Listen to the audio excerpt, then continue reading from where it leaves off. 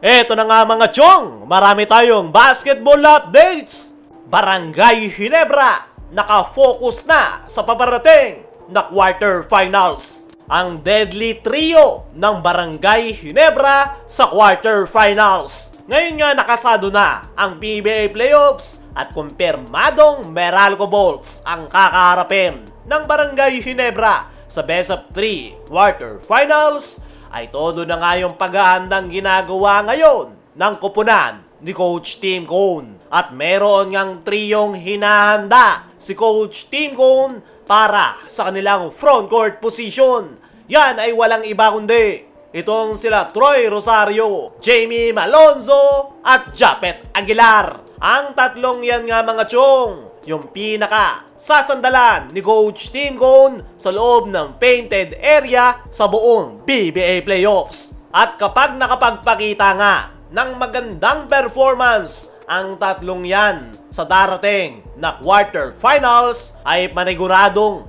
marami silang papahirapan na kupunan ngayong PBA playoffs. Alam naman natin, yung pinoproblema talaga ni Coach Tim nitong mga nakaraan ay yung kanyang frontcourt position. Pero unti-unti na nga yang nasusolusyonan ng kanyang bagong frontcourt position. Kayang-kaya nga nilang idumina ang painted area. Kay Troy Rosario pa lang ay laking impact na ng nagagawa sa kanilang kupunan dahil yan sa kanyang inside game. Mahalin tulad at parang pinalaki nga itong version ni Scottie Thompson dahil sa kanyang sipag at hustle. Mahilig ring mag-cut to the basket itong si Troy Rosario, kaya naman nagko-complement nga ito sa kanyang mga teammates, lalong-lalo na kay Japet at Jamie Malonzo dahil mas gumagaan nga ngayon yung kanilang trabaho. Nandyan nga rin itong si Japet Aguilar na pinaka-reliable big man ni Coach Tim Cone.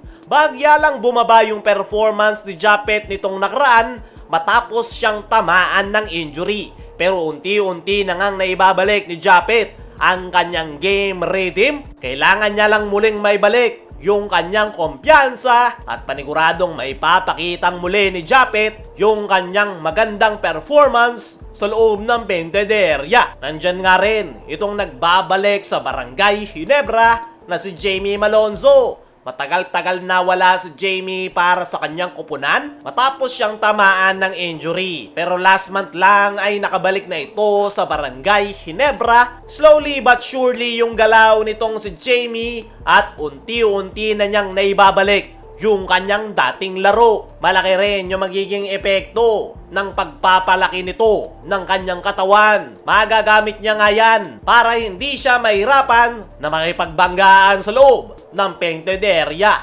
Bukod sa opensa, ay pare-pareho rin niyang maaasahan ni Coach Tim Cone pagdating sa depensa. Si Jamie Malonzo talaga yung original import stopper ni Coach Tim Cone at mukhang yan ulit ang kanyang magiging role ngayong PBA playoffs. Efficient defender rin itong si Troy Rosario, lalong-lalo na si Japet Aguilar. Kaya naman, mahihirapan talaga yung makakalabang kupunan ng Barangay Ginebra na sumubok sa loob ng painted area. Dahil nandyan si Malonzo, Japet Aguilar at Troy Rosario na kayang dumepensa, pare-pareho pang shot blockers. Dumako naman tayo dito sa kabilang balita. Barangay Ginebra nakafocus na sa paparating na quarterfinals. Ito nga ang Barangay Ginebra mga chong ay puspusa na ang ginagawang paghahanda sa kanilang team practice. Wala nga silang sinasayang na panahon at talagang lock-in na yung kanilang kupunan para kaharapin ang kanilang rival team. Nabanggit ni Coach Tim na highly motivated yung kanyang mga players dahil nagawa nilang ma-sweep ang Meralco last conference. Pero hindi nga raw yan magmamatter dahil depende pa rin daw talaga sa kanilang magiging performance kung ano yung kanilang magiging kapalaran. At ayaw nga nilang mag-overconfident. Kaya naman, very busy nga ngayon ang Barangay Ginebra para paghandaan ang quarterfinals. I-expect nyo mga chong na mas focus na Barangay Ginebra ang ating makikita ngayong PBA Playoffs. Dahil hindi na nga ito yung panahon para magkamali. Mas kakaibang Barangay Ginebra ang ating makikita dahil marami ngang ilalabas na baraha si coach team at mga plays na kanilang gagamitin kontra Meralco. At yan nga yung kanilang hinahanda sa kanilang team practice. Kung mapapansin nyo rin sa huling laro ng Ginebra kontra Meralco nitong elimination round ay hindi na nga ginamit ni coach team yung kanyang mga key players.